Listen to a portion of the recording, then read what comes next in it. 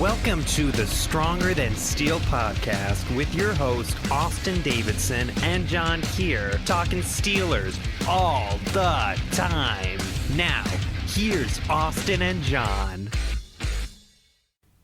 Hello, everybody, and welcome back to another episode of the Stronger Than Steel podcast. My name is John Keir, and that is Austin Davidson, my co-host. Hello. It is Season 6, Episode 22 of the podcast. Today we're talking about the Pittsburgh Steelers and now Las Vegas Raiders playing in Pittsburgh in Week 2 of the 2021 NFL season. Both teams 1-0 after victories over the Buffalo Bills and the Baltimore Ravens, respectively. This matchup between two currently 1-0 teams. One of the more interesting games, I figure, on the Week 1 schedule, Austin, but probably one that the Steelers fans had circled as a win going into this one. Still probably confident, but I'm not sure that it's quite as confident after the way Week 1 turned out for both teams. Yeah, it's still going to be tough regardless. The Steelers always struggle against the Raiders, it feels like. Maybe it's a new city, turning the page for the Steelers on how they face the Raiders, but it feels like the Raiders typically play strong against the Steelers always. I mean, they still have the all-time game series. They lead those Steelers 16-13 in that. So the Raiders are one of those few teams that has more wins over the Steelers than losses. And as a matter of fact, the Steelers have been able to get some victories at home, namely in 2010 and 2015 against what was then the Oakland Raiders. But when they played in Oakland during the Ben Roethlisberger era, the Steelers were 0-4. So Ben Roethlisberger never won a game there. So I'm sure he's excited about the fact that A, it's not in Oakland, and B, that he'll never have to play there again. Yeah, I mean, it's better now that they're in a nice brand new stadium in Las Vegas, and hopefully that's all that it takes to change how it goes against the Raiders for the most part. And as far as the Raiders themselves, they've been a team that's been just really behind the eight ball for much of the past 20 years. In fact, they've only played in one playoff game since they lost Super Bowl 37 back in January of 2003. So here we are now, looking back at the Raiders under John Gruden since I believe 2018 was his first season? Yeah, 2018 was his first season. They have steadily improved, going from 4-12, 7-9, and 8-8, and now they're 1-0 in this a new 17-game season. I know that it's still early and they have a lot of question marks, but at least offensively, it looks like they have some nice pieces in place. In fact, I'd say that their offense is kind of eerily similar to the Pittsburgh Steelers in terms of where the question marks lie, namely at offensive line and still some questions at quarterback. Yeah, I mean, they're very similar teams on offense, and I mean, they even have an Alabama running back that was supposed to be starting, but actually, is Kenyon Drake from Alabama too? I feel like he is. I want to say he is, but I might be wrong. Yeah, that's because as soon as I thought, it was like, well, Josh Jacobs is from Alabama, but I'm pretty sure correct. Kenyon Drake. So okay, yeah. So regardless, it's exactly the same. They have an Alabama running back starting for them in the game, so the offenses are eerily similar in several regards. But yeah, I feel like their offensive line is definitely a little bit scary, and so is ours. Theirs kind of by force as well, because they lost Denzel Good last week, which was tough. That was their starting guard. Richie Incognito is still not back, so they don't have their other guard. And then they're starting a brand new center, and it's just tough. They don't have a lot of snaps there. And Alex Leatherwood is a brand new tackle, probably overdrafted. Well, definitely overdrafted, but besides the point, they have a bunch of new guys on their offensive line, just like the Steelers do. They are very, very similar offenses until you get to like wide receiver and tight end, because we do not have a Darren Waller, unless you want to call Chase Claypool a Darren Waller, and I would say that Waller is much better. And then they do not have any wide receivers that are worth a damn, other than like Hunter Renfrow, maybe. The jury's still out on him. I don't know how I feel about him, but I've basically, in 15 games, decided that Ruggs is just not going to be good. It's probably not fair, but I'd never liked Ruggs coming out, so I'm not a big fan of his. Brian Edwards is a guy that people think is going to break out, and I liked him pre-draft. So I'm not sure about him either. So see like where the differences lie. I'm just thinking back about this Alabama running backs thing, and it's just wild to think about all the running backs that they've kind of turned into NFL players over the years. Just listen to some of these names. First of all, Najee Harris is the program's all-time leading rusher. There's also, in the top three, Derrick Henry and Shaun Alexander, who was a very big-time Pro Bowler, All-Pro running back in the day. Scored, I want to say... Yeah, of course, for Seattle. Scored 27 touchdowns in one season, I believe.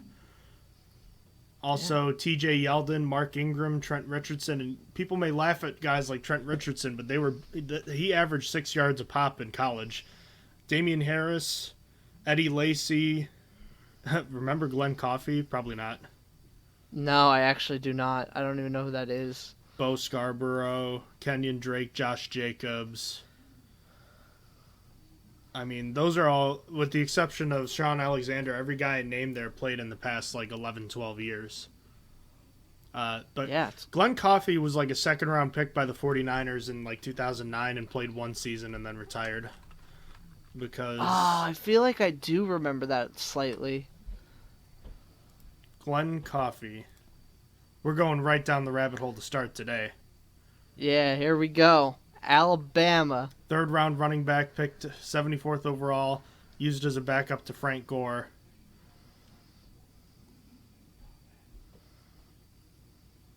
He abruptly announced he'd retire just before the season. On April 2017, he was reinstated by the NFL.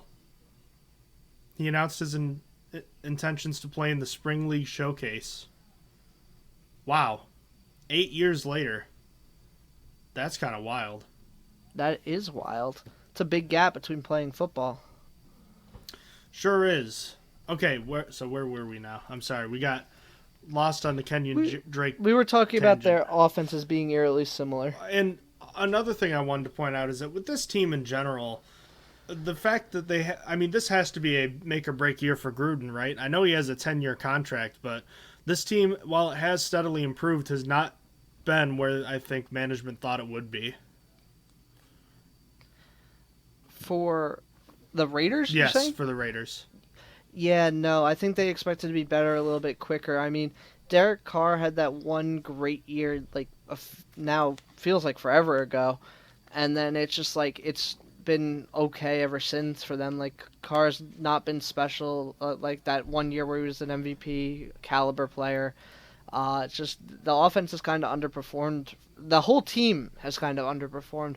And I really think the biggest mistake was the Khalil Mack trade. The Khalil Mack trade destroyed that team because they let that team make first round draft picks, and they've all been bust.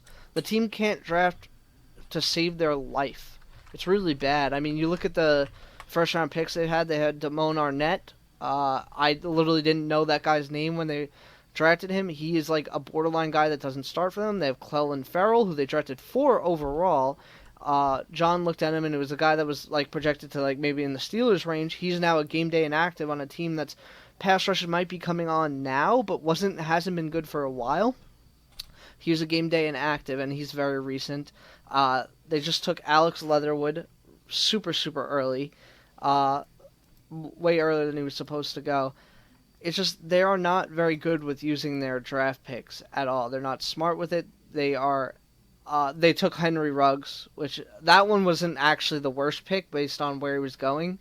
To me, he reminded me of John Ross from the get-go. He was never the best Alabama wide receiver there or even close to it. He was the 4th best receiver of those 4 first-round receivers. Literally. So, yeah. So, it's still a mistake, and especially when they could have had their choice of Jerry Jeudy or CeeDee Lamb instead. So, it's tough. They're just not very good with their first-round picks, and it's kind of kept them in a stagnant state. They're good players, are just kind of chilling there, and I mean they lost Rodney Hudson, who's looked pretty good in week 1 with the Cardinals, but it's just they can't really get better. not really paying any good free agents. They tried trading for Khalil Mack back, which I found hilarious. That was in the off season. I bet they wish they still did have him, but I blame that trade for them being in this purgatory that they're in, because they're not exactly the worst team, but they're not going to really do anything either. So in this situation, I know that the obvious answer is to go back on that and not trade Mac, but in a general way of thinking, a general team building sort of situation, would you be okay with trading a guy like Khalil Mack for 2 first-round picks, and I think it was a second-round pick? Yeah, that whole trade was convoluted. I would not be okay. No. I just think that the way the Raiders went about it, they just happened to bust on all the picks because they went off the board for like all those early picks. I think if they had just stayed within themselves and didn't say, "Oh, we're smarter than you, we're just going to pick this guy," even though he's not supposed to go for another round, I think it would have worked out. It definitely would have been better.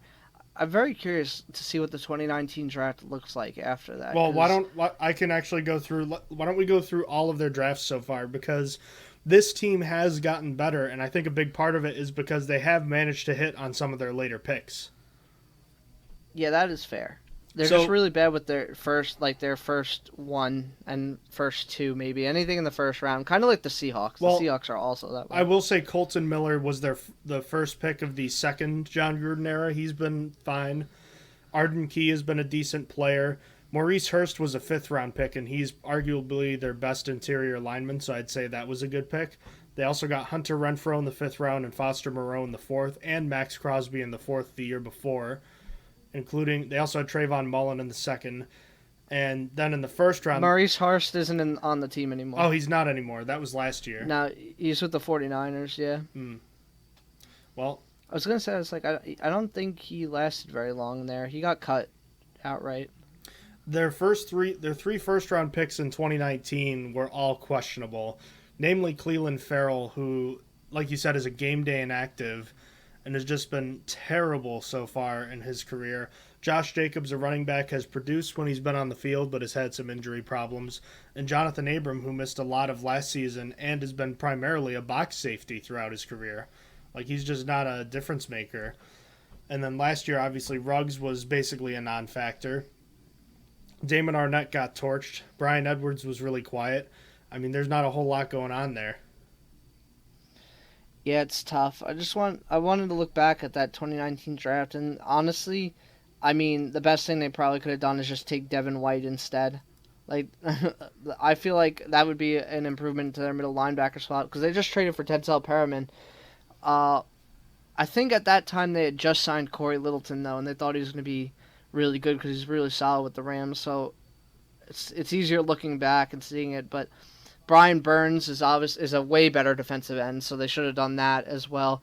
But Brian Burns wasn't supposed to go as high as he did either. I don't think. I think Brian Burns was considered a end of the first guy as it was happening.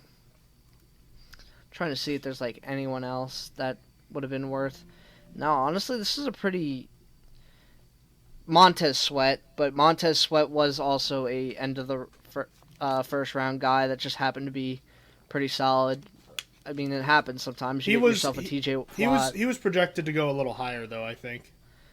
Yeah, you might be right, but because he was very athletic. But yeah, so there's not really much else they could have done. I mean, they definitely the clear choice to me would have been to take Devin White. Now, looking back, at the time, I don't remember if they had Corey Littleton yet. And it probably made more sense to get a defensive end, but if they were doing that, Josh Allen was also on the board. The pass rusher, Jaguars. Josh Allen. Yeah, pass rusher, Josh Allen. And he made a Pro Bowl once so far, so in 2019, he hasn't made it since then, but probably also, it would have been a better pick than Clelin Ferrell as an edge rusher. So where did this team really struggle last year? It was mainly on defense. They finished bottom third in the league in pretty much every major defensive category and were 30th in points against per game. So this was also a team that forced just 15 turnovers last year and gave the ball away 26 times. So even though their offense produced a lot of points and yards, they were undone by a defense that couldn't generate pressure and couldn't take the ball away. Now, through one game, they were much better at generating pressure with Max Crosby, Yannick Ngakoue, and Carl Nassib, but we'll talk about why that might not be able to be something that can be sustained. But there's also an argument saying that it could be against an inexperienced Steelers offensive line. Meanwhile, the offense should have a little bit more success against a Steelers tough defense, obviously. But the Raiders' offense is certainly the more talented of their two units. Before we get into actually talking about the game itself, did you want to kind of get to the injury report? Yeah, sure. So for the Steelers, Carlos Davis is out. He was limited to start the week, and then he finished the week with 2 did not practice. So he is out, and you're going to look for like Henry Mondeau to have a good shot to be elevated from the practice squad. Otherwise, rookie Isaiah Loudermilk may be made active for the first time this year. Mondeau makes a little bit more sense because it's the same. They play the same position, and while Loudermilk is listed as defensive end, but they could go either way. Their defensive linemen are pretty versatile, so watch for one of those guys. As for the rest of the injury report, Joe Hayden with a groin injury, Devin Bush with a groin injury, and Zach Gentry with an ankle injury are all questionable. Unfortunately for them, all 3 of them were late additions. They didn't appear on the injury report until Friday, and they were all limited participants. It's something to monitor. As I just said with Davis, he started the week limited and then had 2 practices where he did not participate, and they just straight up ruled him out. So who knows if any of these will end up being serious. There wasn't anything talked about, so the hope is that they're not serious, but their replacements would go likely as Justin Lean or Trey Norwood, Robert Spillane or Marcus Allen. With the reason I listed Marcus Allen is because he's listed as a backup behind Bush on the depth chart. But I'm pretty sure it would still be Robert Spillane coming in anyway. And then Kevin Rader would replace Zach Gentry for tight end 3. He would be elevated from the practice squad if they can't go. But then after being limited in some capacity early in the week, Robert Spillane and Eric Ebron carry no designation, so they are good for this game. Do you have any thoughts as far as, do you think that they're all likely to go? Because I know that it's tough without any more practices to go off of, but the fact that they did practice Wednesday and Thursday, I think, kind of gives a good sign that even though they are limited, they'll at least probably try to give it a go on Sunday. I don't know. It's because like they weren't even on there. Like that to me implies that they got hurt in practice either on Thursday or Friday early. Because like they were not on it at all until Friday. You know what I'm saying? Like when I say not on it, like their name wasn't on it. Like it wasn't like they were full and stuff. The injury didn't appear till then. Mm-hmm. Yeah, so I'm not sure. I feel like they're all gonna go anyway, but yeah, I feel like we would have heard something if one of them was a little bit more serious. Saturday night is always the best time. Once it gets to like 11 o'clock on Saturday night, it's when Ian and Adam Schefter are tweeting who's gonna play and not play. I think we'll get a better look at it. As for the Raiders, everyone and their mother is hurt. Like it is a long list. I'll try to run through it quicker. We already talked about Josh Jacobs. It's Kenyon Drake season now. Richie Incognito, we talked about him. He's out. Nick Kwiatkowski, he's got a concussion. He's out. Marcus Mariota with a quad is out. There's now a higher chance to see Pittsburgh legend Nathan Peterman. We're one step closer to seeing him on the field. Roderick Teamer with an ankle injury is out. And now onto the questionables. I'm going to talk about Yannick Ngakoue first. He has a hamstring injury, and I think that there's a big focus on him because I think he's a true 50-50 while he's listed as questionable. He was limited in practice Thursday and Friday, but notably on Friday, he had a massive wrap around his leg and what looked like a splint keeping his leg straight. I think he won't play, personally, but we're going to see. Twitter seems to think he is playing, but I don't know. I saw that picture, and I saw him walking around and stuff with that, and I was like, I like a video too. I was like, I don't see it, but if you think 2 days is enough, go for it. So that is definitely something to watch. And then Carl Nassib with a pectoral in toe and Darius Phil knee also may not be available. Nassib was limited Thursday and Friday, and Philin was limited Thursday and did not practice on Friday. So the depth chart, if Yannick can't go, would be Nassib would start. If both can't go, we'd either see Clelin Ferrell or Malcolm Kuntz. They also have Jerry Green, and I was surprised to see this. And Kendall Vickers is on the practice squad. He was a guy with the Steelers like 3 years ago, and I was like, I didn't think that he was still hanging around anywhere, but he's on the Raiders practice squad. All defensive ends. Well, how about that? Yeah. So the more you know. That's the injury report. Well, thank you for going through that, Austin. Where do you want to start with this game? Because it's a young season. We're not quite sure how things are going to shake out, but based on previous performances, we can kind of shape what we think is going to happen with this team. Oh, you mentioned the whole Gerald McCoy thing, right? I talked about it last podcast, but just to reiterate, Gerald McCoy is on IR now, as well as Denzel Good. Is Solomon Thomas expected to get any playing time in this game? Solomon Thomas. I don't know. That was not a name I even found. Would you look at that? Why did he not appear on the depth chart? What? Is he hurt or something? Because I looked up the Raiders depth chart. He did play. He did play last week. He just didn't have any statistics, so I don't know if he's...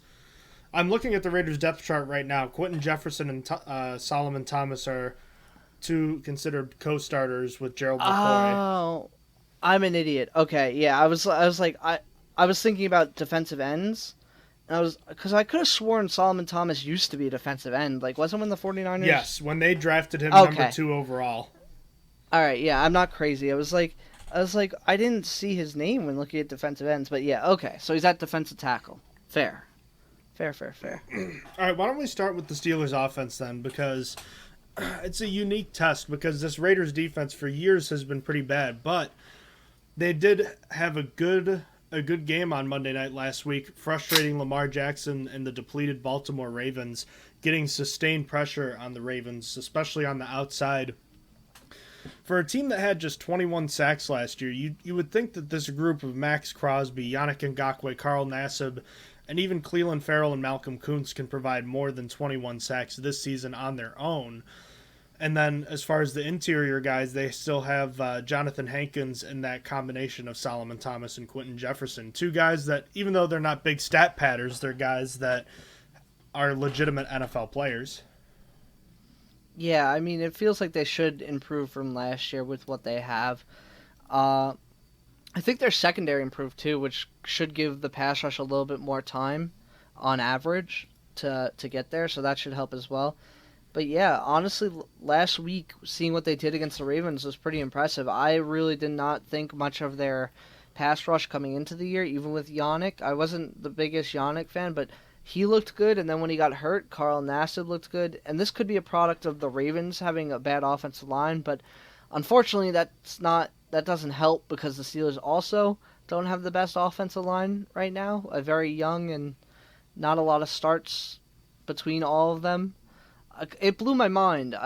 Earlier today, we were looking at tweets, and it was talking about how inexperienced the Raiders' offensive line was, and John pointed out how inexperienced ours was in terms of starts, and it feels like Kevin Dotson has started more than 5 games, but he's only started 5 games.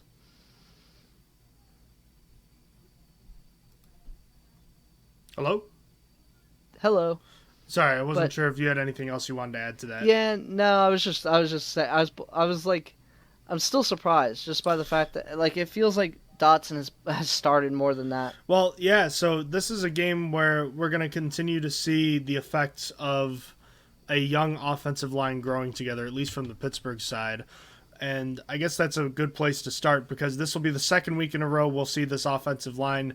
And we've had a little bit of time to digest their performance against the Buffalo Bills on Sunday.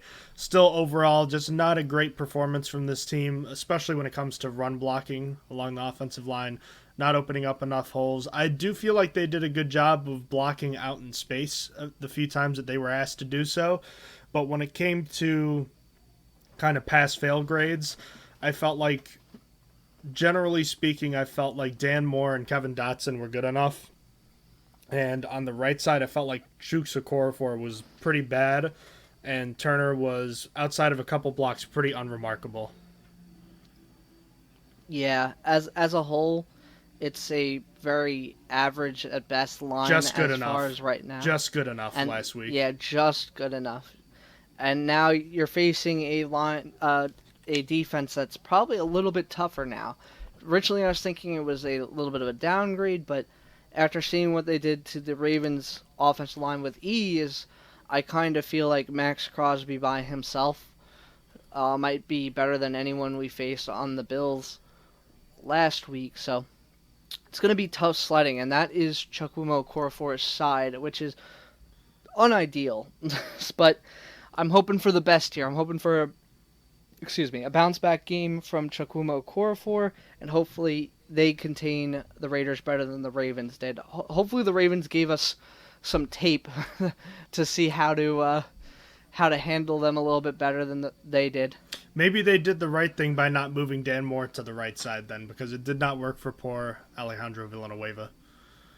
Oh, absolutely not. Their best pass rusher is definitely Max Crosby. Ngakoue isn't a bad piece to have, but even though I mentioned how they are kind of deep, there isn't really a star guy. Crosby's the only guy. None of them had more than double-digit sacks last year, so kind of a quiet year for those guys. They can still generate some pressure, so I don't think it's any reason to expect something crazy, but I do think that they should be able to hold up. Second week in a row with the same starting unit, I think that they should be able to hold up better than they did last week in terms of protecting the quarterback. So hopefully, to me, that means more play action, more pushing the ball down the field, holding on to the ball a little bit more. I think you have to be able to, if you can't do it here, when are you going to be able to do it? Because we have Denver the following week and then Green Bay. Yeah, it's not going to be easy. I mean, these are pass rushes that aren't supposed to be like top tier pass rushes. So if you can't handle these two teams at least enough, their Steelers are never going to survive through the harder pass rushing teams. When you get like a really good pass rusher like a Chris Jones or I'll say Zadarius Smith, even though I'm not that high on him, but he's not going to even be there for the Packers game either. But just guys like that, like guys with that high caliber, it's just going to be a struggle fest if you can't get through these guys that aren't on the same level.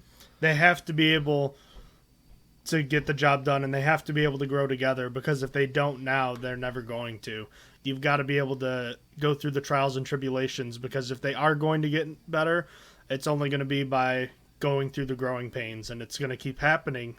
But I think that this is a good opportunity to try to open the bag up a little more. You wanted to get through last week, and it worked out well enough. You won, but it's not sustainable. We saw the way that offense produced during the final month of the season last year. It's not going to work going forward. So I think that the Steelers have to be able to open it up. And frankly, when it comes to the ground game, I do feel better about the chances for the rushing attack to have a pretty good week.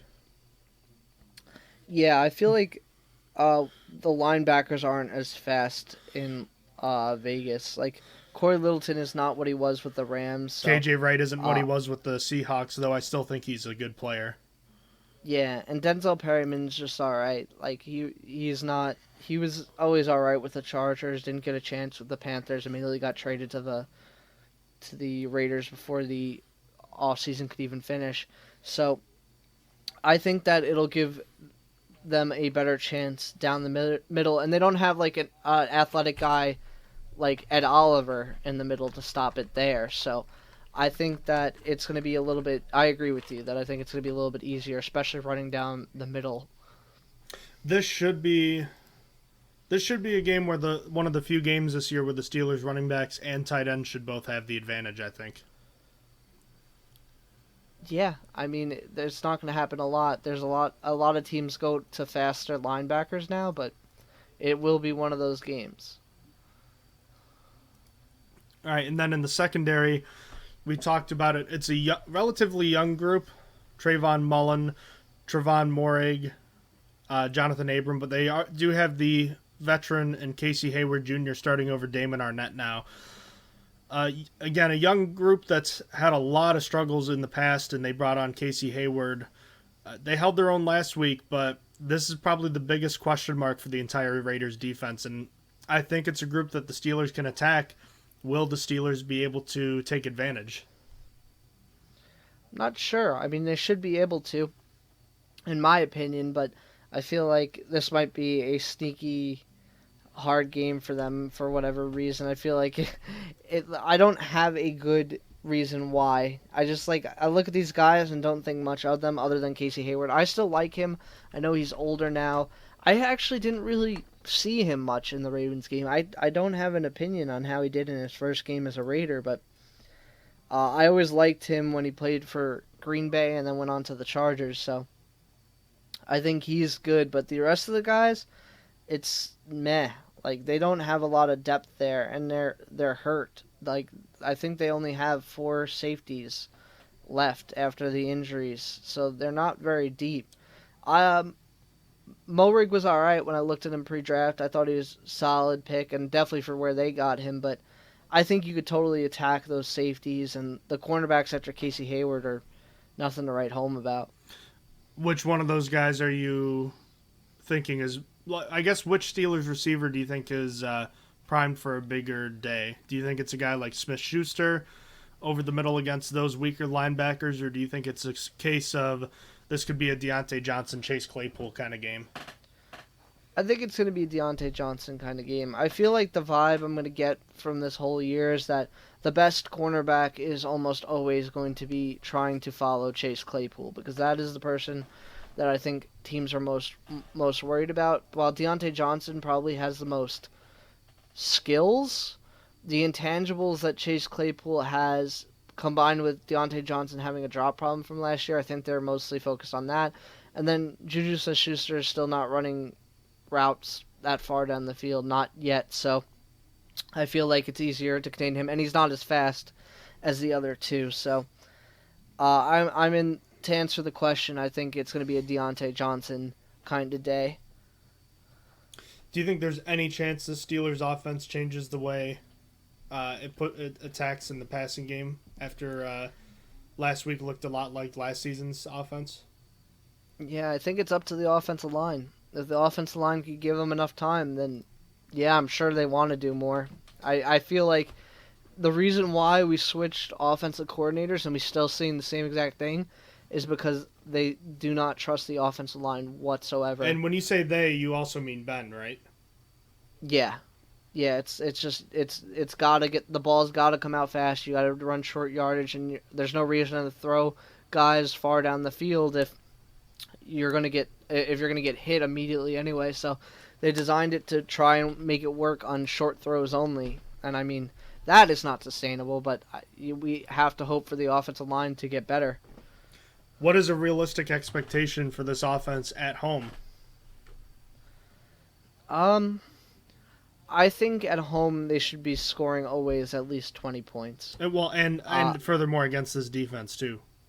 Against this, yeah, I really hope that they could score 20 points. It was kind of a struggle last week when they were in Buffalo. It's just 16 offensive points. But again, that's kind of where I'm getting at, is it should be a friendlier situation. They have a little bit of time to gel together. Maybe they can open things up a little more. I think less than 24 is disappointing. Yeah, I think I'm just ready for disappointment.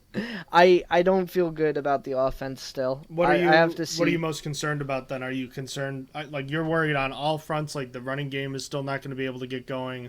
We're going to see the same dink and dunk passing with no deep passing? Yeah, literally everything. I don't think that I haven't seen enough from the offensive line yet. I'm waiting for... I feel like I'm going to be waiting for week 3 when Zach Bannert comes back to see if anything can change. Because right now, I don't see them doing anything different. And if the offensive line doesn't block, the running game's never going to get started. Najee Harris is going to have a disappointing game. And then we're going to go back to passing again, just like we did against the Bills. And it worked. Barely, but it worked. And then we're going to see the same problems with Ben's inaccuracy. And so on and so forth. And hope for lucky plays. So I still don't feel very good with about things in general for the offense. So I've been like prepared for the disappointment of not many points put up and the defense having to really compensate for that. If At you're least Matt till week Canada, 3. if you're Matt Canada, how do you try to turn things around this week against what should be an easier defense to play against? How do you change it? Are you asking me, or are you just it's that hopeless in your mind? No, I was just talking out loud. It's just hard because they're a defense that's just like, they're a worse version of the Bills' defense overall. I mean, they don't have a Trey White. Their safeties aren't that good, but if you're inaccurate throwing, what does that do for you? Like, you're going to be able to beat... You're going to have Chase Claypool beating Casey Hayward more likely than you're going to have Chase Claypool beating Tre'Davious White. But is the ball going to be placed in the right spot? Like, I feel like I'm all doom and gloom. Like, just to cut forward, I have the Steelers winning this game. So it's like, it's not the worst thing in the world, but I just think that the defense has to do everything this entire year. Up until week 3, where I could see if Banner is going to make a difference for this offensive line, and then I'll reevaluate from there. And week 3, I mean week 4. He needs to be on IR for 3 weeks, and then he'll be eligible for the 4th game against the Packers. Assuming he'll return then, which yeah, by all accounts we haven't heard definitively, but it doesn't seem like that's going to be an issue. Yeah, that's the hope. But we'll see. I'm going to hold my judgment really up until then, because I don't know. I don't know if there could be a fluke game. The game against the Bills could have been the only time that the offense line looks like doo-doo, and then they play at an elite level. Dan Moore's a Hall of Famer, Kendrick Green's a Hall of Famer, and they just play amazing. Trey Turner returns to form, and they absolutely bulldoze the Raiders. I need more. I need to see more to really get there. At the moment, I just haven't seen anything to think that they're going to be better. I need to see like more guys in to protect right now, and I just think there's got to be a way. You just have to hold on to the ball somehow. Yeah, if you could win the time of possession battle, that would really help. If they could just run block. I'm not asking for pass blocking. They could give up whatever they want there. If they could just create holes for Najee Harris against a team that shouldn't be very good on run defense. I still have concerns though, because I think they're loading the box up just like they were last year and are daring the Steelers to throw it deeper down the field. Yeah. I agree with that. I think that it is going to be tough. If they can't throw at all, it's like you're going to get the Saquon Barkley treatment where it's just they don't do anything but stack the box and stop the run game because they don't care. They don't think your throwing game is that good. So got to throw a little bit at least. Run some play action maybe. So maybe opening drive. Say you get the first drive to start. How are you approaching this? Are you maybe not even necessarily taking deep shot? I think that's a common misconception too. I don't think it's necessarily okay just immediately launch it down the field, because Ben was like in the top 5 in deep attempts last year. And again, part of that is just because he was near the top of the league in passing attempts anyways.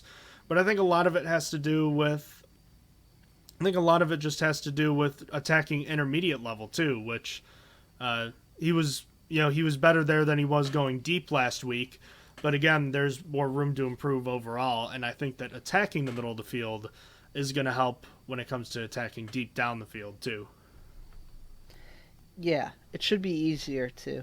I feel like since they run a 4-3, it should be a little bit easier to target the intermediate middle as long as the offensive line doesn't hold up. 4-3 is built more for getting pressure. At least I feel like, but so it opens up a little bit more coverage at the back end of the field because you don't have the 2 middle linebackers out there in the intermediate deep area and intermediate short. So you only have one. I think that might help as well. Again, it's only if the offensive line can block for long enough. If they could block for long enough, this game should be an easy win. I'm trying to go back now and look at all of Ben Roethlisberger's incompletions in this Buffalo game, trying to get an idea of contextual, because he was, 18 of 32, so 14 incomplete passes? Yeah. I'm trying to get an idea of, where these incompletions, what is the issue here? So I've seen 2 so far. The first incompletion of the game was on a 3rd and 4 on the opening drive. It was an errant pass, but it happened because he got pressure up the middle too early. He wasn't supposed to throw that ball as fast as he did, but he felt like he had to. And then the second one was just a flat-out miss. So I'm just trying to add context because I know what you're talking about, where he definitely did miss on several passes. Honestly, my biggest concern is that he's missing on the short ones. The gimmies. Yeah, because you have to have those. You need to hit Najee Harris right at least a realistic spot. He's a running back. If that was one of the wide receivers, all right. The wide receivers definitely should have came down with it because of how high at least I tout them. But this is Najee Harris, a rookie playing in his first game, and you're throwing it above his head, behind him, or slightly behind him, but basically an uncatchable ball, and you're not giving him a chance. That is your extension of the run game. If you're going to do short passing the entire day, you need to take those gimme throws. And those 2 incompletions to Najee Harris just live in my head rent free. It's basically what I've been citing this entire time for Ben's inaccuracy from week 1 is just those 2 throws. Because if you're going to throw short all day, you have to do it accurately when they're that open. When they are open for it. How much blame do you put on Ben for an inaccurate pass when he's under pressure at age 39 compared to when he was 25?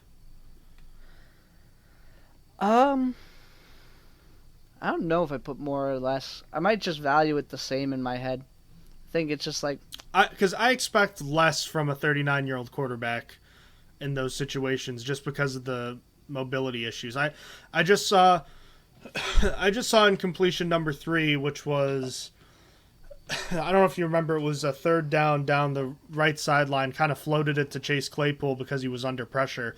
Okorafor was turnstiled, and then Turner and Green failed to pick up a twist, so he had 2 guys running at him and he couldn't step into the throw. So I guess what I'm almost wondering is, do you fault him for not stepping into it and taking a bigger hit rather than trying to save himself and take the hit, take less of a hit, if that makes sense, while affecting the throw? Where are you on that? Because the way he used to be is he'd step into that, or he'd try to get around them, and then he'd take the big hit and make a play, whereas now he knows he probably can't take many of those hits anymore. Yeah, no, I don't blame him for that, because, this is more of, I blame the offensive line for that, but the funny thing with the mobility thing, he looked faster than he has in years again in the Buffalo game. Yeah, I just saw incompletion number 4, and it's a rollout to the right, and he was moving pretty quick. He threw it late to Deontay Johnson. He was open and could have hit him, but it looks like he was the 3rd. I remember that exact incompletion where I was he needed to get that to Deontay Johnson a second earlier. Johnson was the second read, at least the second read, maybe the 3rd, because I'm looking back at this now. He was it was a sprint out to Juju, and then he's got his eyes on Johnson, but doesn't throw it for another second, and I think that's the difference. Yeah, that's tough. That one I remember exactly because I remember tweeting about it. But that was definitely an egregious one. That one is probably the biggest one on him so far. But at the same time, you have to look at these and say, they add up. So even though, of 5 incompletions, maybe 4 of them have not everything to do with him, but some of them do. They have at least something to do with it. Yeah. And there's just a lot going into it. The main concern is the offensive line, but the offensive line is causing Ben to be inaccurate more often than not. And he's scared. I to be honest with you, I think he's scared to be hit now at this point. Not that he's so much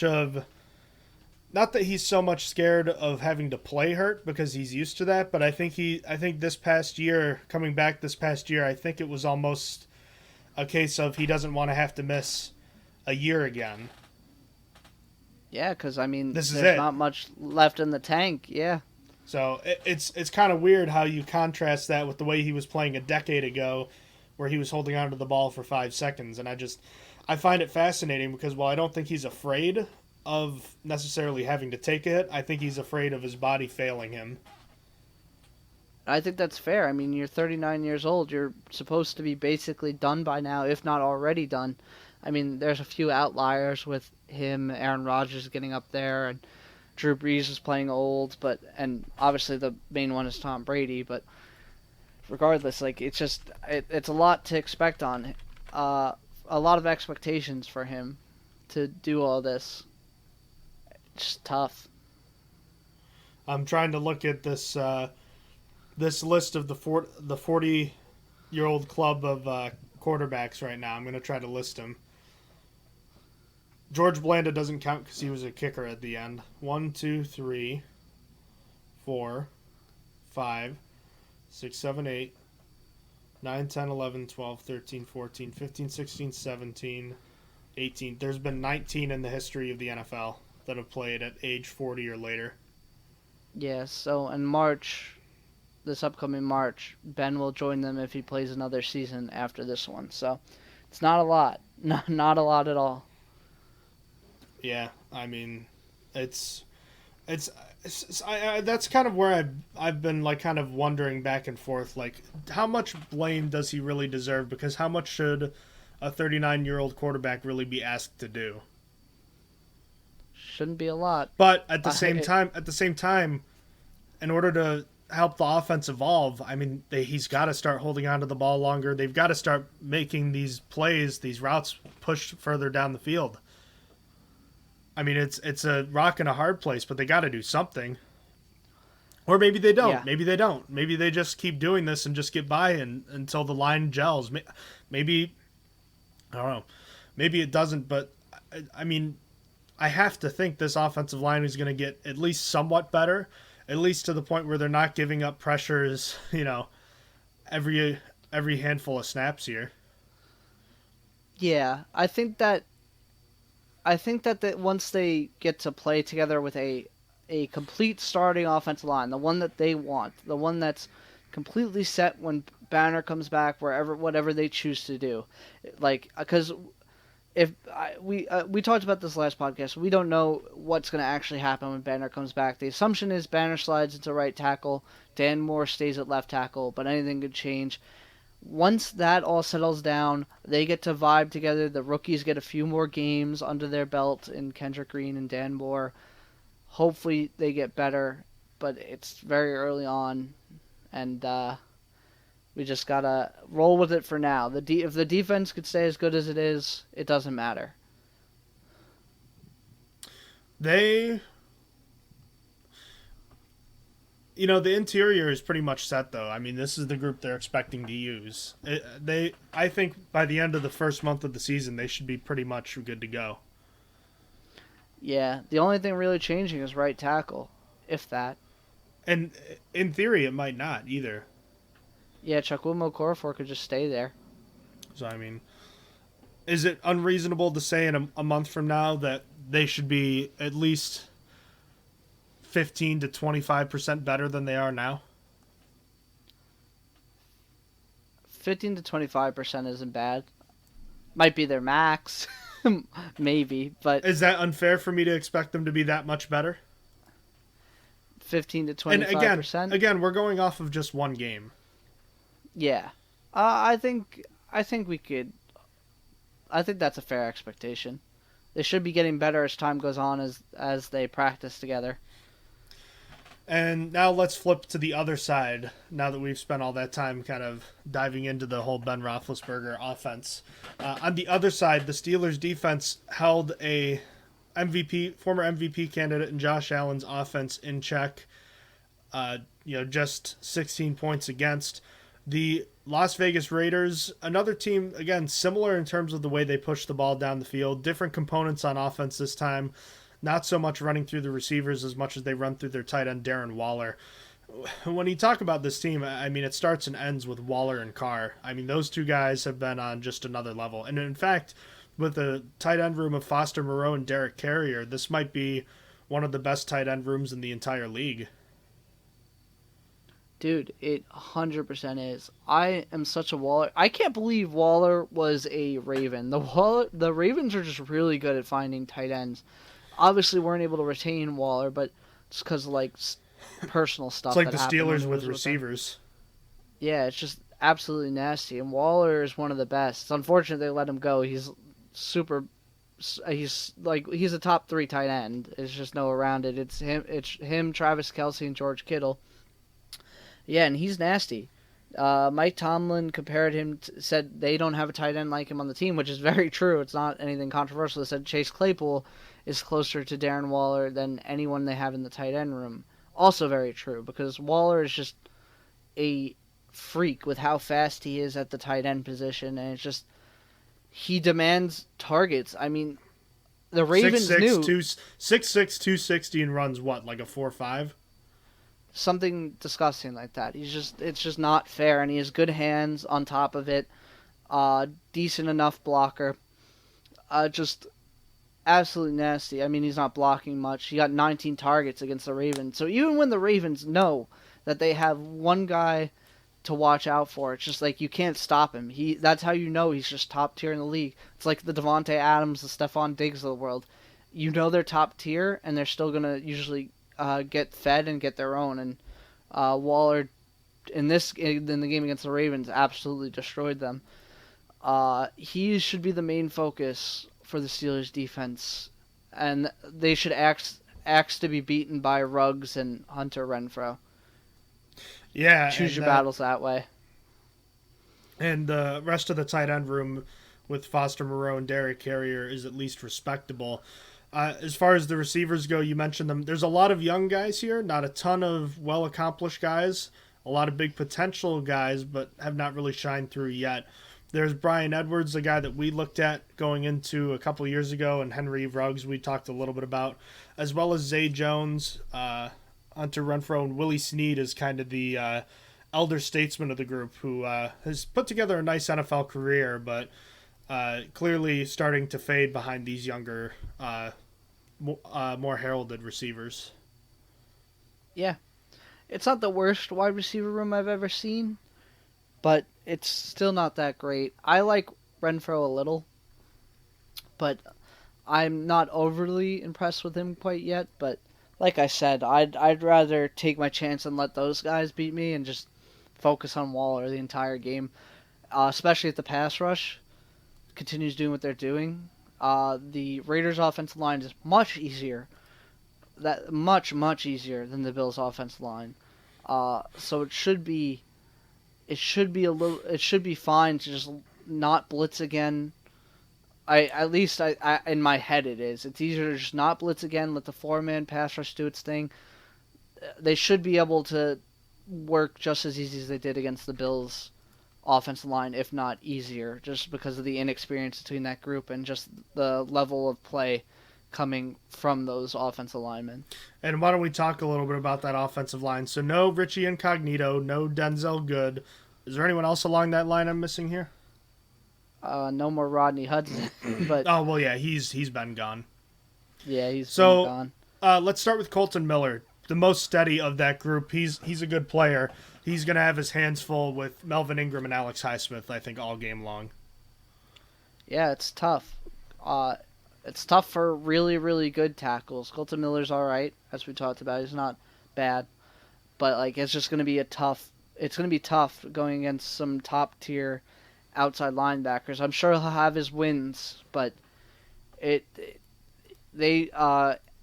and Highsmith should be able to match him.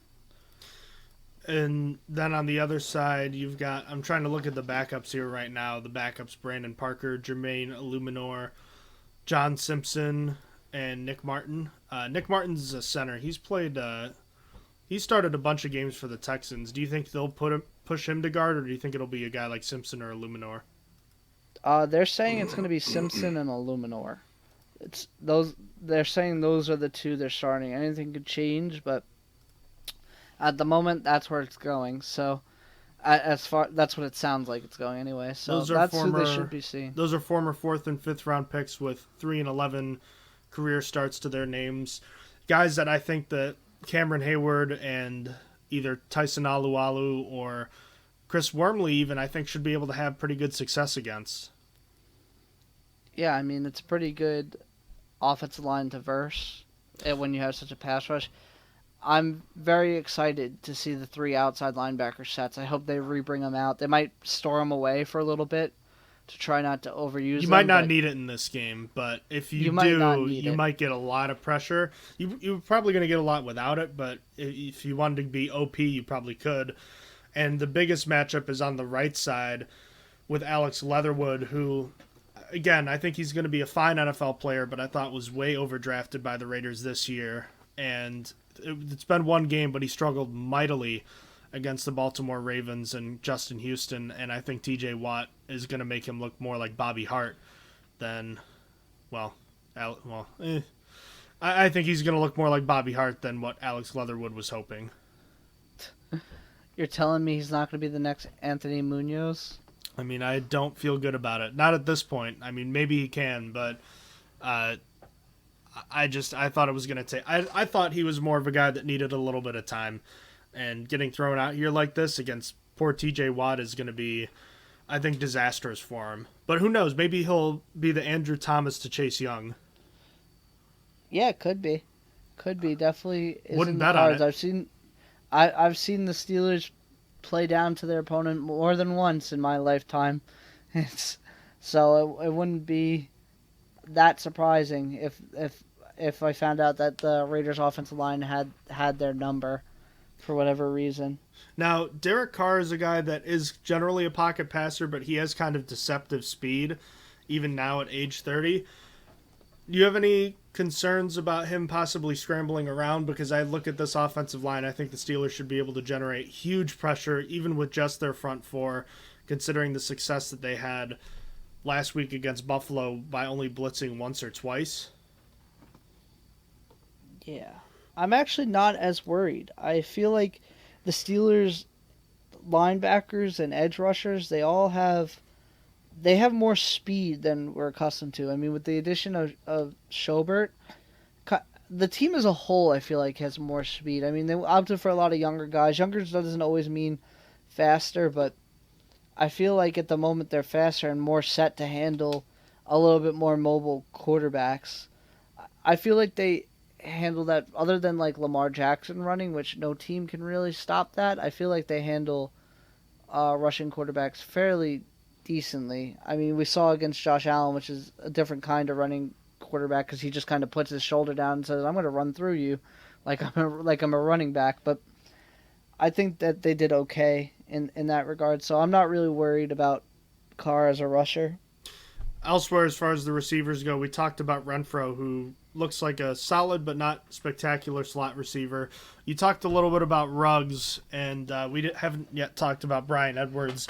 Either of those guys causing any concern, especially with the possibility of Joe Hayden not playing in this game? Renfrow would be my biggest concern at wide receiver. I think that he's just the best. Edwards is a guy that I really liked coming out, but I just haven't really seen anything yet. I keep hearing he's going to break out. Might be the new McCold Hardman. His career hasn't been that long, though, but I keep hearing he's going to break out, and I just haven't really seen anything yet to think so. He might just need more targets so I could see more, but I'm not... The order would be Renfrow, then Edwards, then Ruggs. I'm literally not afraid of Ruggs because even if he blows past the defense, I just don't think he's very good. I'm really not worried. All right, as far as the specialists go... Oh, real quick, Kenyon Drake, the drop-off from Josh Jacobs to Kenyon Drake. Any thoughts on that? Not very far. Not as far as people think. Josh Jacobs being out is helpful to the Steelers, but not that helpful because Josh Jacobs, for some reason, just is not a very good pass-catching running back, or at least the Raiders are portraying him that way. Acting as though that's the case. Yeah, so I mean, he was fairly limited, and I didn't think he was that great as a rusher last year. I think he was all right, but like him and neither. It's like kind of like the same with Kenyon Drake. Like he wasn't a very good rusher last year.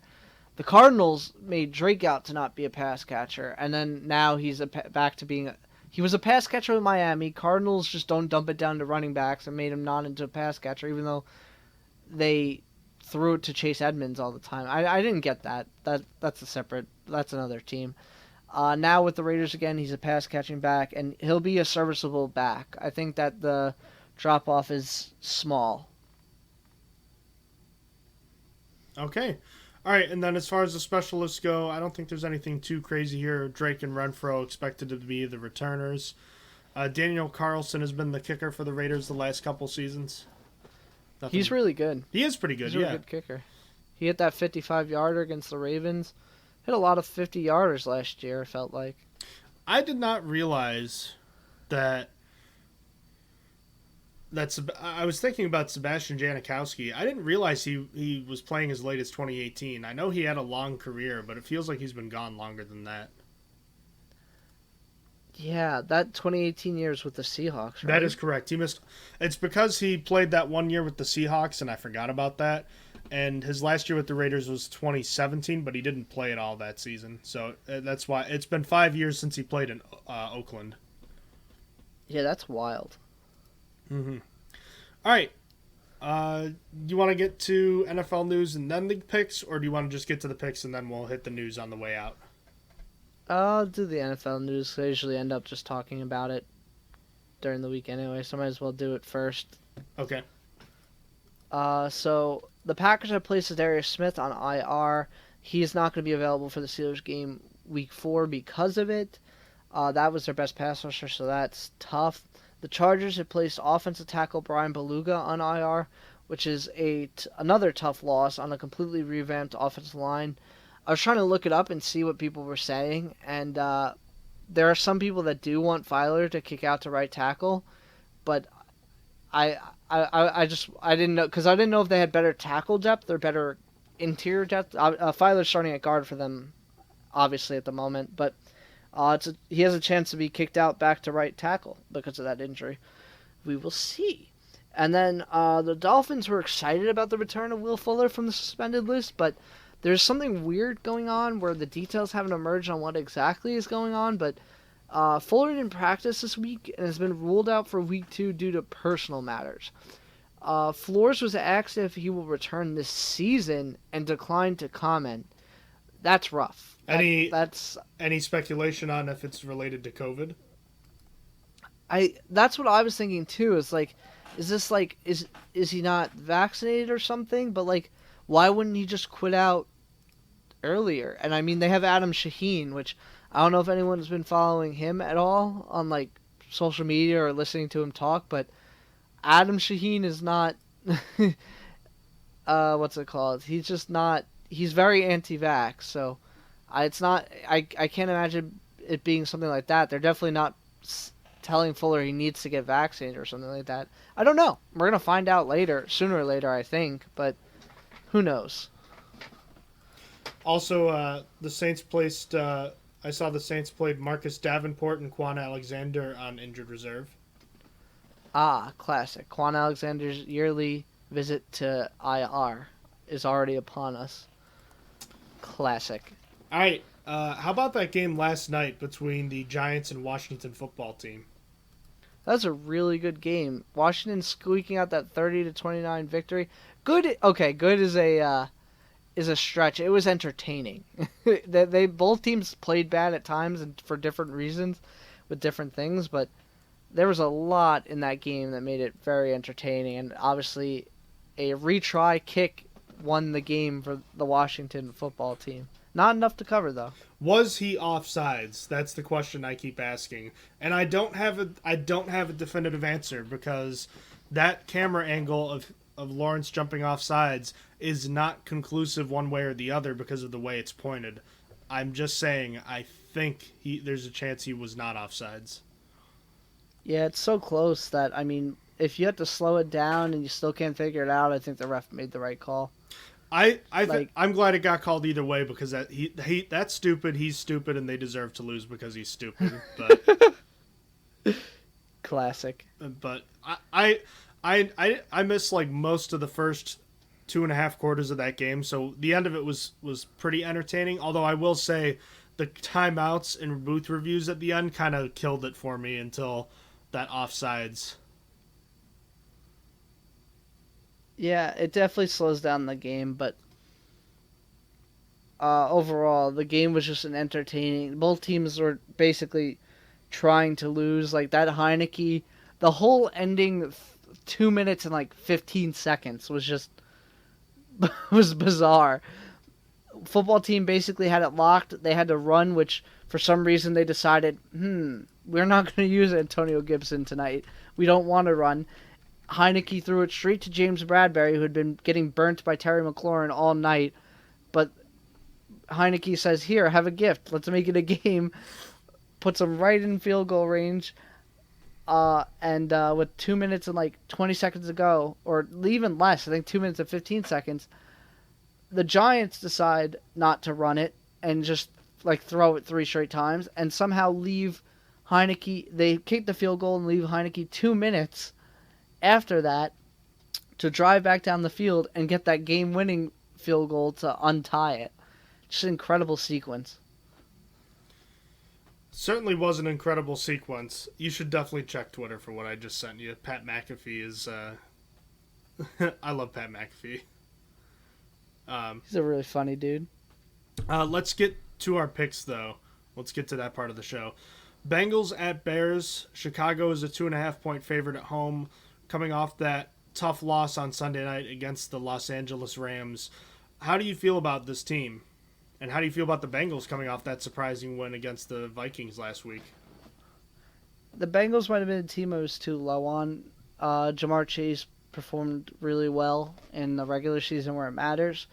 So I may be too low on them, but I was more impressed with the Bears than how I feel underrating the Bengals, if that makes sense. So I still have the Bears covering because it might have been the best 14 points I saw from an Andy Dalton offense that I might ever see. So I'm going to take the Bears to cover here. Looking at their injury report, they're missing another offensive tackle in Larry Borum. Jason Peters is questionable. Darnell Mooney is questionable. Marquise Goodwin is questionable. I have a bunch of questions about this offensive line, and even though I don't think the Bengals are a great team, I think that their offense could emerge to be just good enough to keep them competitive and could allow them to win some games. Give me the Bengals to win this game outright in a surprise 2-0 start for Cincinnati.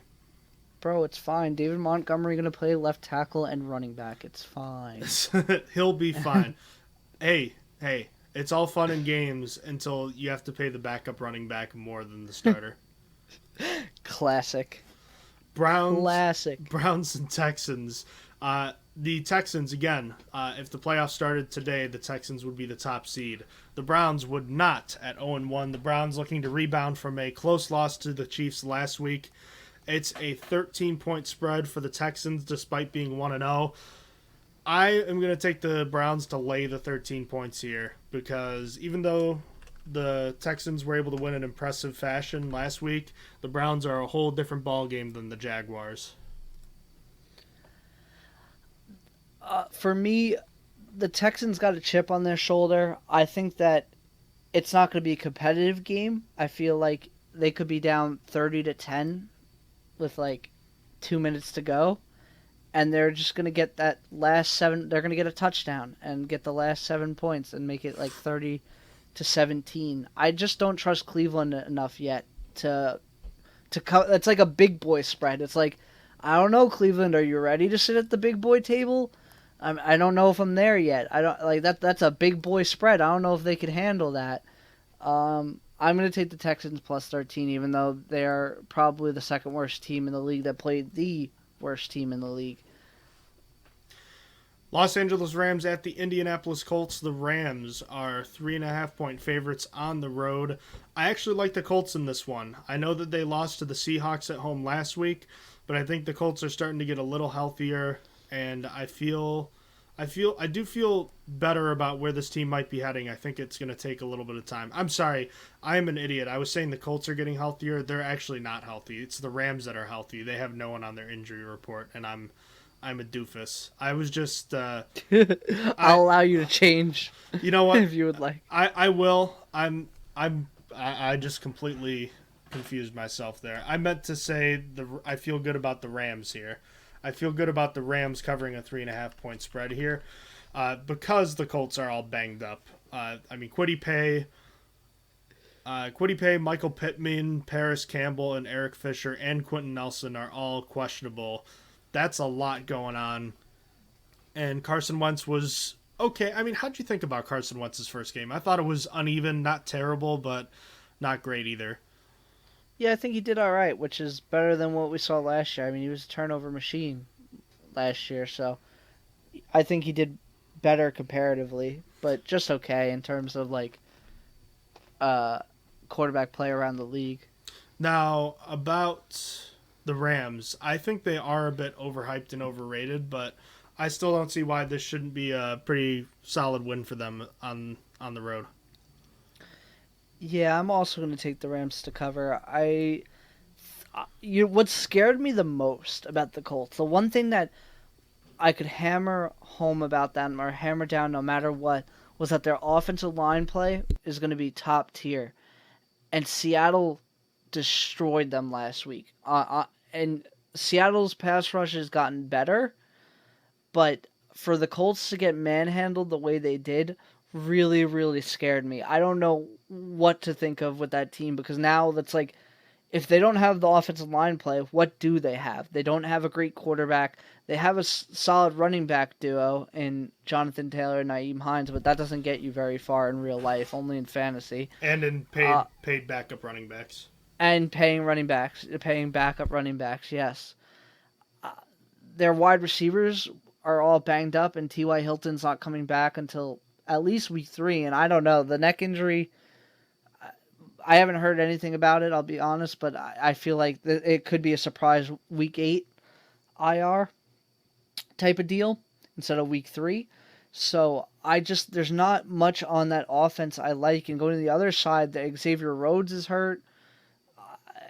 Kwity Paye, you mentioned. It's just there's nothing going on with that team at the moment. They're if that offensive line doesn't bounce back, that is a bottom tier team. Which, granted, in my predictor, I'd already had them as I think I only gave them 5 or 6 wins. I got to look back at that to remember what I predicted for them. So, and that was while I thought their offensive line was good. So I don't know if they don't have that offensive line, that this team is one of a bottom 5 team in the league. But so, I will have the Rams covering after that long tirade about how I hate the Colts. I feel like it's going to be a weekly episode thing that I just hate the Colts.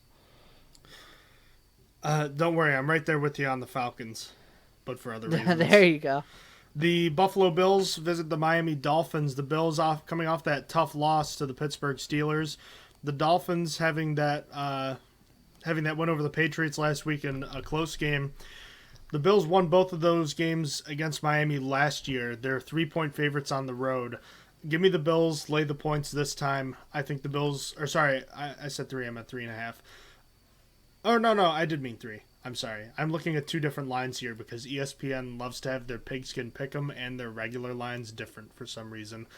Anyhow, I like the Bills either way. I think they'll win this one by about 10 points. Yeah, this was almost my lock of the week, and then I remembered it was a division game. I'm still going to have the Bills to cover, but I did not make this one my lock of the week. I'm just not convinced that Tua's going to have a good day against this defense. And even though the Dolphins defense has done a good job over the last year or so, and they're relatively healthy, not having Will Fuller and Preston Williams is questionable, so their receiver room is a bit depleted. I feel like Josh Allen's going to turn it around this week. Yeah, I feel like it's a good week to do so.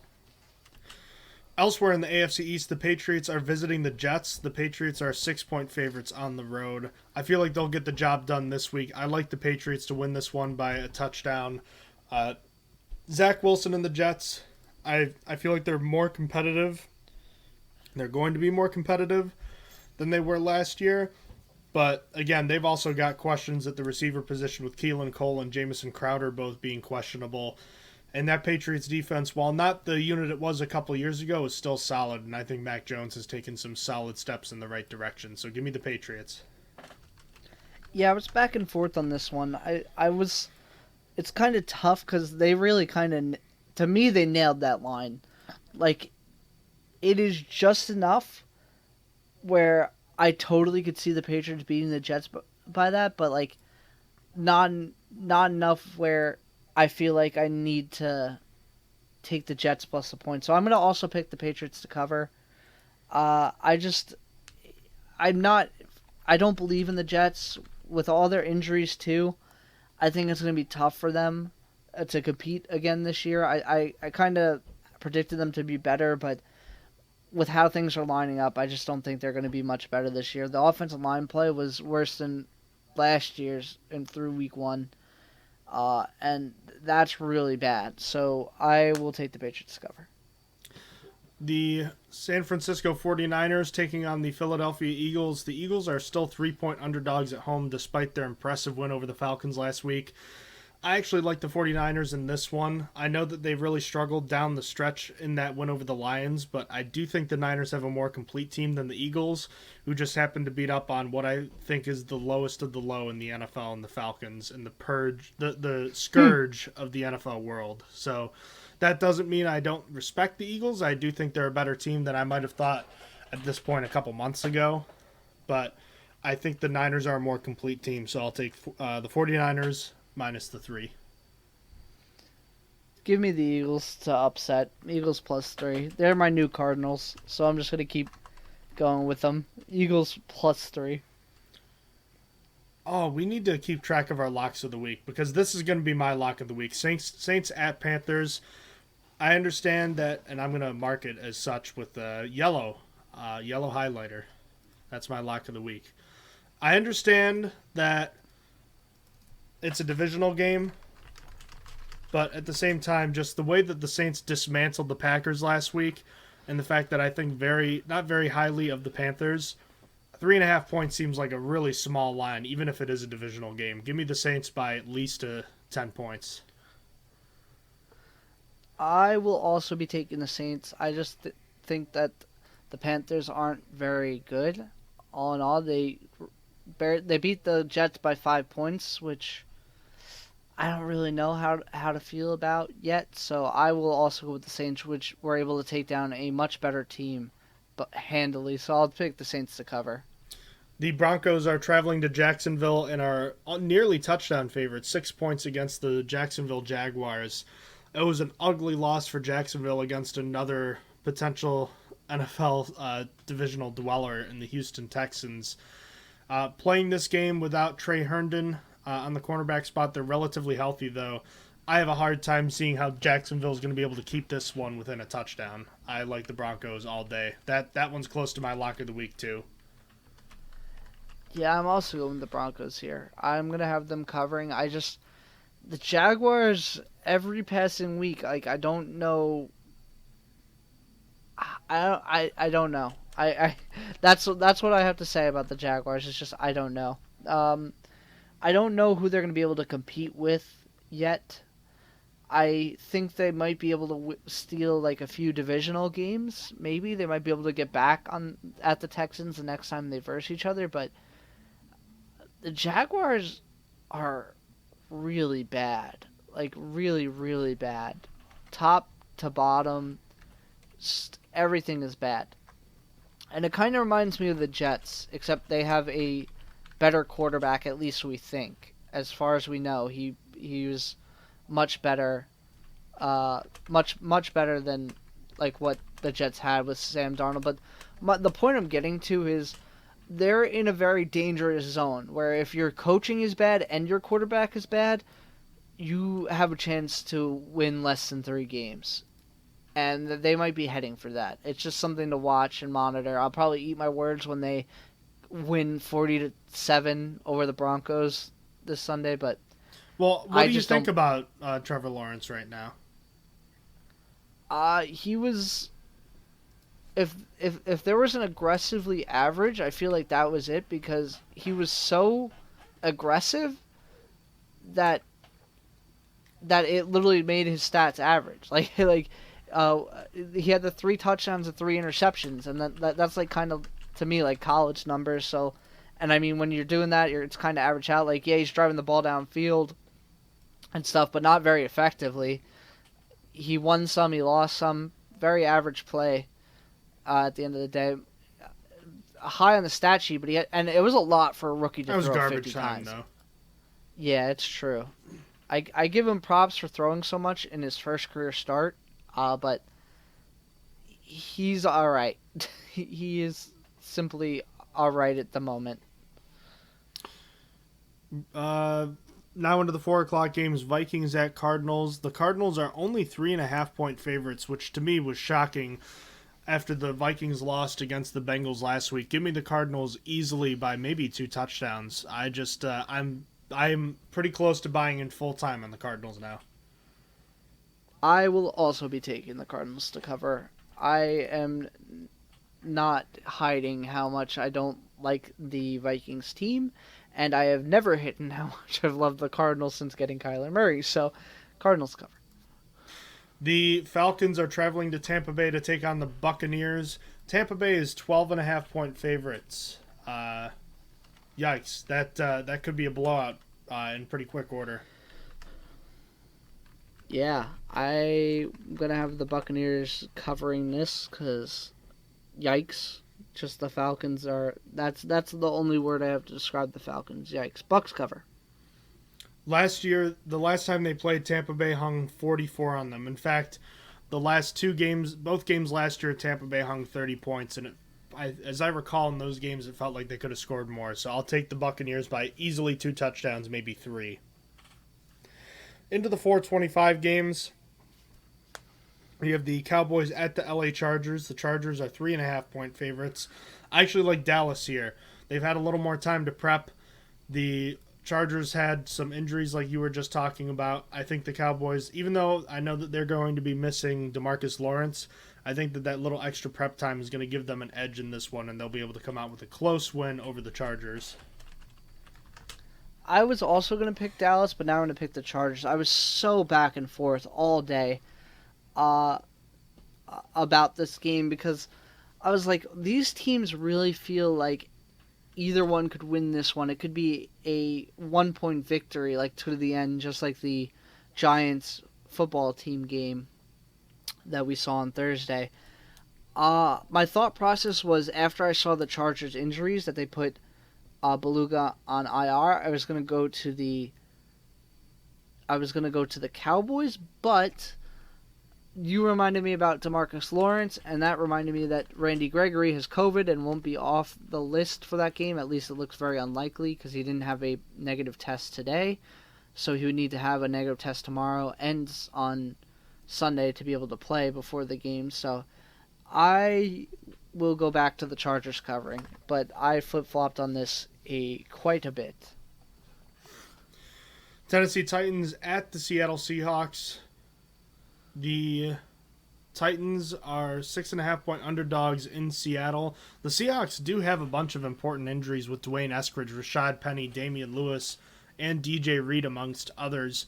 The Titans will be missing Caleb Farley, but are expected to have pretty much everybody else playing in this one. Even though the Titans got smoked by the Cardinals, I feel like they'll have a much better performance against a good Seattle Seahawks team.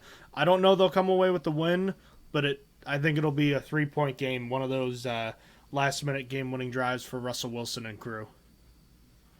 I think the Titans are going to bounce back. I think they're going to bounce back big. I think the Titans are going to blow out the Seahawks in like 33-10.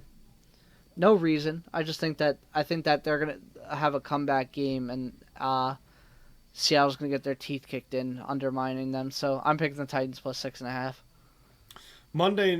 Sunday Night Football, the annual Lamar Jackson and Patrick Mahomes matchup. This has been a tough season for the Baltimore Ravens already, not only starting 0-1, but are missing a ton of players to either season-ending or dinged-up injuries that will cause them to be on IR. shockingly, the Chiefs are just 3.5-point favorites, which I think is shocking. It's funny because normally over the years we've talked about this. I feel like the Ravens and Chiefs have the perfect offenses to combat each other. The Ravens' defense is attacking and daring, and the Chiefs are big on making big plays happen, making you pay for the blitz. Meanwhile, the Ravens should be the perfect type of offense to go against the Chiefs' defense. The long ball control type of offense. Keep the ball out of Patrick Mahomes' hands. You would think that it would work more for the Ravens, but over the course of these two quarterbacks playing each other, Mahomes and the Chiefs have had the upper hand every time. I mean, this series history has been... There have been close games, but in terms of the quality of play on the field, the Chiefs have had the better of it completely. Oh, yeah, and the last game was like a runaway Finally, from Kansas City. that was finally representative of how the game really was. Yeah. Yes, it was. So this is my lock of the week. I have the Chiefs covering. I saw that. I saw that spread, and I literally was like, "What is happening here? Like, what Are you going to put actual money down? I can't. They really need to. Well, I guess I could, but they really need to hurry up with the mobile betting. Like, I'm trying to throw my money away at gambling, and New York is like, "Hey, we're going to be slow as anything." We don't like the extra revenue. We do not. Hey, so I'll never forget your first and only usage of mybookie.ag. Oh, I forgot it. So what did I do? There was some sort of line where you were like, it's so crazy, I have to bet money on it. You immediately signed up and your credit card information got stolen, so you had to immediately shut it down. You remember now? I thought, okay, I thought that I never used that, and I was like, yeah, you literally signed up and right as you entered it and it happened, so it was like never again. Yeah, I had my own Nigerian prince that just needed $1,000 to give me $1 million. I'm pretty sure it went through Nigeria, but yeah, that was fun. So I would, as soon as mobile betting is legalized in New York, I'm gonna throw so much money down. They're projecting for like January, so I'm probably not gonna bet on like the Super Bowl or anything. I'll probably start betting next season. So I was gonna say, so next September is when it'll start. Yeah. I don't know what's it called. I might be able to go to my local casino and do it. Oh, you can. I know for a fact that you can because, well, I mean, it depends on, obviously, what casinos allow what, but we have sports books where we are. So, like, there's one, like, an hour and a half from me at Del Lago. So, like, last year, I went down, or right before the Super Bowl, I went there and I had 3 bets. A Super Bowl winner for this year, a Stanley Cup winner for this year, and the first touchdown of Super Bowl 55 being Lev Bell, which would have paid me. It was like a $10 bet, and it would have paid out like $400, and he didn't play a snap. That's lit, but it was the best $10 you ever spent because you had a chance. I can actually go get that $10 back if I go back to the casino before a year has passed. Really? Yep. How come? Because it's considered a push because he didn't play a snap. Ah, so okay. I'm going to go back at some point this year. I'm just waiting for the next time I feel like throwing down money. So the point being, if you have a sports book on the island somewhere, you can go bet. I don't know where one is, but I maybe we'll see. We'll see if if I see one close and I'm gonna be on the way, I'll do it. But yeah, I think the Chiefs are gonna cover this. I think they're going to cover this handily. I'm pretty sure the Chiefs have had bigger spreads in other years, like the past couple years, and that's kind of wild to me. I don't really know what the thought process is here. Is it? I guess the thought process is they're going to have a bounce back game, the Ravens are, and that Latavius Murray has fixed their running game. And Tyson Campbell looked good, I suppose. I don't really know. I don't think... I just can't get behind it. It's my lock of the week for the Chiefs to cover. What do you think the score is going to be? I'm going to say 37-20. Yeah, I could see it being a blowout. I like the Chiefs big in this one as well, so give me the Chiefs minus that 3.5. By the way, the Ravens just placed Chris Westry the cornerback on injured reserve again, and they're without Derek Wolfe, and they have setbacks with Ronnie Stanley, Marquise Brown, Devin Duvernay, Marlon Humphrey, Jimmy Smith. All those guys are questionable, and we know Stanley isn't going to play. Yeah, that's crazy. And on top of all the injuries they also have. Yeah, I really want to throw money down on this game. You should go see if there are sports books around you. I'll look one up for you. Yeah. I don't like. You can always go to New Jersey. I mean, I would never go to New Jersey if I had to. That's an awful place. I just wonder because there's a casino like literally like 15 minutes away from me. I wonder if just if call it and has... ask. Call and ask. Yeah. Yeah, I'll have to do that after the podcast. I'm sure they're still open because it's Friday night. Yeah. Well, that's Saturday morning now. Saturday morning. I'm kind of curious about that myself. But let's get to the last game of the week. The Detroit Lions at the Green Bay Packers for Monday Night Football. Green Bay favored by 11. I like the Packers in this one. I think they'll come out frustrated after struggling so much last week. And remember, this is a team that gets blown out a ton. Over the last 3 years in the Matt LaFleur era, they've been blown out in like, what do they have, like 9 losses under his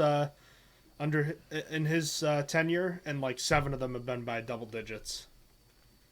Yeah, it's not the biggest deal in the world when the Packers get blown out. I struggled with this one a lot too, though. Mostly because of the Lions, though, right? Yeah, because I feel confident that Green Bay is going to bounce back, but I thought that Lions showed enough good stuff that I didn't know if the Packers are going to win by 11. I did end up taking the Packers covering, but I could 100% see the Lions only losing by like a touchdown or like 9 points, 10 points, something like that. All right, let's get into our final analysis for this week regarding X Factor's bold predictions for Steelers and Raiders. Give me everything you got for this one. Sure. So, as for my X Factors, I am going to go with Deontay Johnson as my offensive one. I'm going to move away from the offensive line like I did as I picked last week. I think that Deontay Johnson is going to be a big deal in this game. I think that the short routes that he runs, because I think he's the best, he's the shiftiest, most elusive wide receiver we have. So if we're going to play a short passing game, I think that would be most important. He would become most important in that sense. On defense, I think I am going to go with... I am going to go with... Damn. I don't actually know. I'm going to go with Melvin Ingram. Actually, did you pick him last week? I don't remember. All right, I'm going with Melvin Ingram. If we picked him twice in a row, I'm sorry. But I'm going to pick Melvin Ingram going up against Colton Miller. I think that's going to be a good matchup. TJ Watt should be able to handle Leatherwood on the other side, but Ingram and / Highsmith on the other side is going to have the bigger challenge. I think that he could be a difference maker in this game. As for my bold predictions, Melvin Ingram gets 3 sacks in this game. That's for him. Deontay Johnson will have no drops, first of all, which he didn't last week. Then, on top of that, he'll have 10 receptions for over 140 yards. And I don't think I'm going to do a third bold prediction this week. I usually do, but I don't have one off the top of my head, so you could take over. Well, I'm sorry, could you repeat those for me, your bold predictions? So my bold predictions were 10 catches for 140 yards and no drops for Deontay Johnson, and 3 sacks for Melvin Ingram. I'll go with the Trey Norwood pick 6 as one, and then for the other one, I'll do, ready for this, Steelers with a 100-plus yard rushing performance, which I think they've done once in the past 16 games they've played. Heck yeah.